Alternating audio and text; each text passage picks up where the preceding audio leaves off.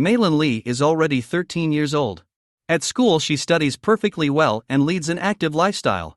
Meilin's school friends, Miriam, Abby, and Priya. The girls' team was returning from school and stopped near the store. At first Meilin didn't understand why the girls stopped, and then she saw their enthusiastic glances in the direction of the cash register. Devon was standing there. All the girls except Meilin adored him. But Meilin didn't like boys, all except the Furtown group. There were 5 boys in the team, all of them were very talented. The girls dreamed of going to a concert of this group, but the tickets cost a lot of money. The Meilin family had its own mini business.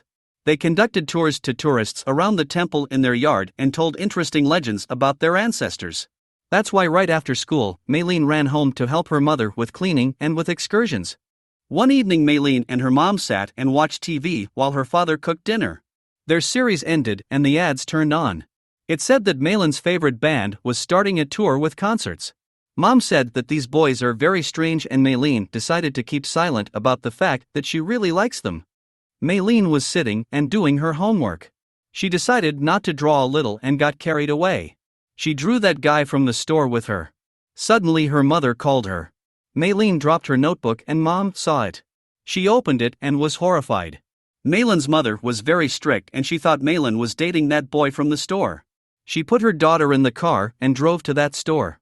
With a quick step, she got out of the car and went to the checkout, and Meilin followed her.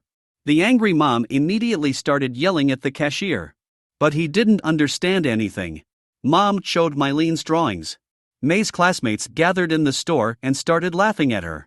May blushed and could hardly breathe from shame. They arrived home and May tore up her diary and promised herself that it wouldn't happen again and went to bed. She had terrible nightmares all night. And in the morning a surprise was waiting for her. After leaving the room, she went to the bathroom.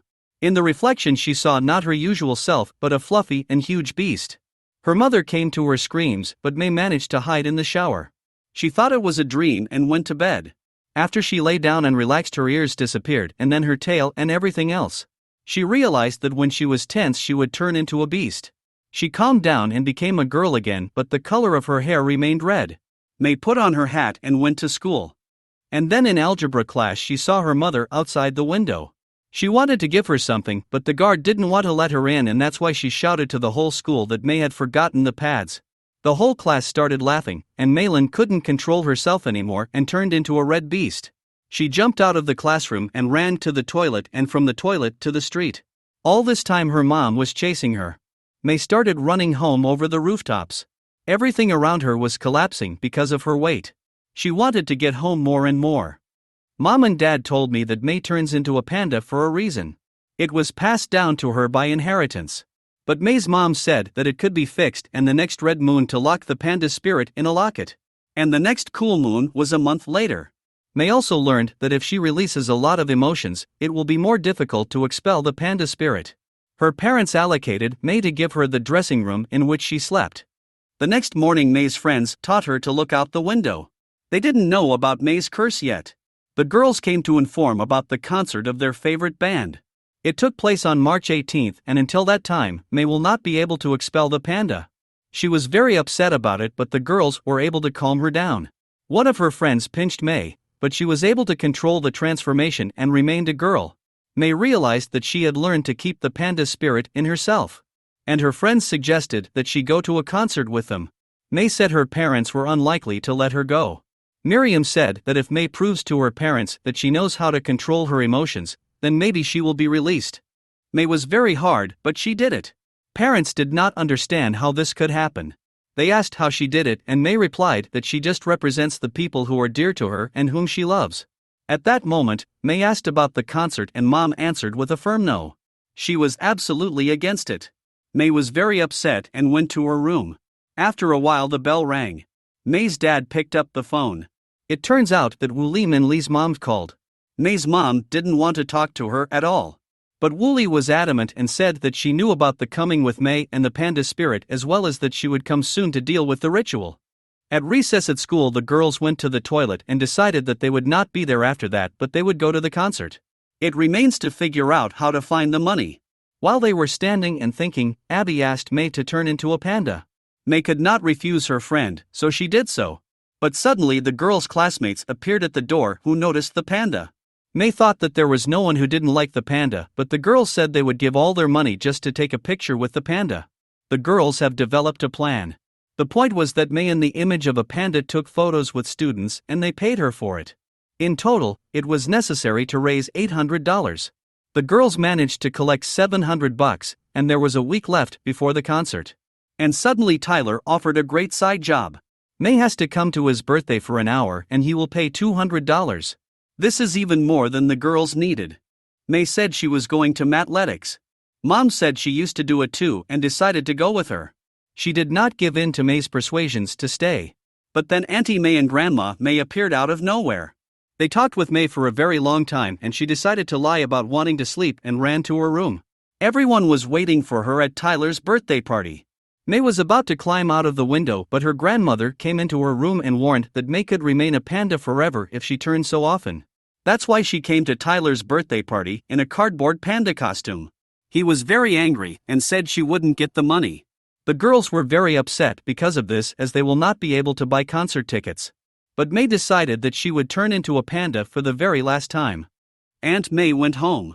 Mom went into Mom's room and saw that someone was lying on the bed. She thought it was May, but it was actually a mountain of pillows. She wanted to close the window but accidentally stepped on the fragments from the photo. Leaning under the bed, she was horrified. There were different things under the bed, and on each of them was a panda. The girls sold these things and how they saved up money for tickets. May's mom threw back the blankets and realized that May was not at home. The girls were sitting on the roof of the house and looking at the moon. They were already looking forward to going to the concert.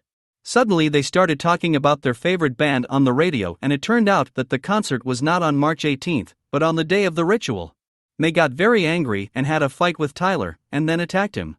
At that moment May's mom came into the yard where the birthday party was taking place. All the children were very afraid. May's mom blamed May's friends for everything that was happening.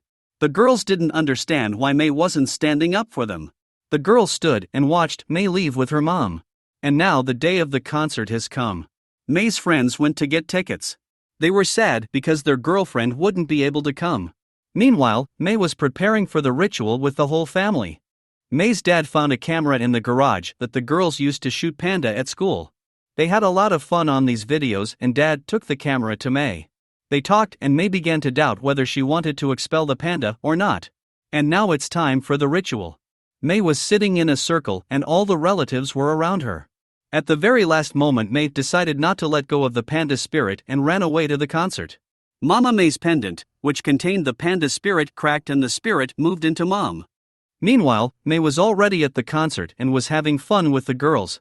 But 2 minutes after the beginning of the performance, very loud footsteps were heard. It was a panda. But not an ordinary panda, but just huge. The whole concert broke down and everyone started running away. The whole May family came running to expel the panda spirit from May's mom. May needed to keep her mom in the circle. May teased her mom so she wouldn't leave. But without calculating the strength, she pushed her mother very hard and she fell. All the aunts and grandma turned into pandas to help May drag her mom into the circle. But they couldn't sing loudly, and at the right moment May's favorite band sang, then May's friends and all the other people who came to the concert joined in. Everything worked out. The aunts have returned to their former appearance, and May's mother, too. Mom and May finally understood each other after a short conversation. Their family still conducted excursions, but now they were not just legends about the panda but real stories. And she told me from May in the guise of a panda.